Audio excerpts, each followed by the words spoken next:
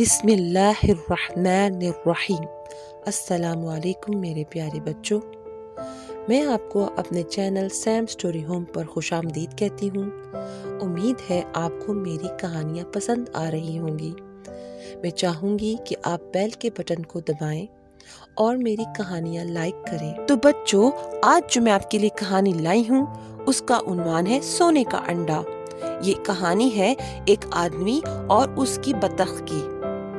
تو بچوں، ایک آدمی تھا، اس کے پاس ایک بہت ہی خوبصورت بطخ تھی۔ بطخ کیا تھی؟ دولت کا خزانہ تھی۔ وہ ہر روز سونے کا ایک انڈا دیتی تھی۔ وہ آدمی بڑا خوش تھا۔ خوش کیوں نہ ہوتا، بات ہی خوشی کی تھی۔ مگر یہ آدمی تھا بڑا لالچی۔ ایک دن اس لالچی آدمی کے دماغ میں یہ خیال آیا کہ ایک سونے کا انڈا تو کچھ بھی نہیں، میں بطخ کے سارے انڈے ایک ہی دم کیوں نہ نکال لوں۔ ایسا ہی کرتا ہوں، کیوں نہ اسے ذبح کر کے سارے انڈے ایک ہی دفعہ میں نکال لوں، اس طرح مجھے زیادہ فائدہ ہوگا۔ بس اب کیا تھا، اس لالچی آدمی کے دماغ میں تو یہ خیال اچھی طرح بس گیا تھا۔ اس نے نہ سوچا نہ سمجھا اور بطخ کو ذبح کر ڈالا۔ جب پیٹ چیر کے دیکھا تو اس میں سونے کا ایک بھی انڈا نہ تھا۔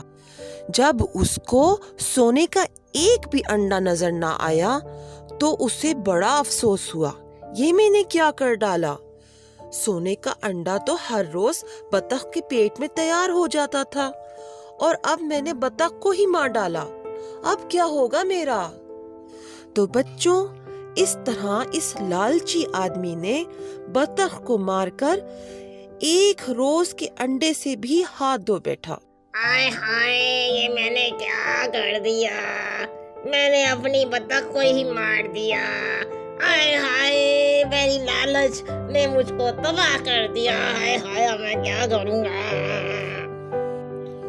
تو بچوں، ہمیں اس کہانی سے پتہ چلتا ہے کہ لالچ بری بلا ہے، ہمیں لالچ نہیں کرنی چاہیے۔ تو بچوں، یہ تھی کہانی آج کی سیم سٹوری ہوم کی۔ امید ہے آپ کو پسند آئی ہوگی۔ تو اب میں انشاءاللہ آپ سے اگلی کہانی پہ ملوں گی۔ تو اپنا خیال رکھیے۔ اللہ حافظ۔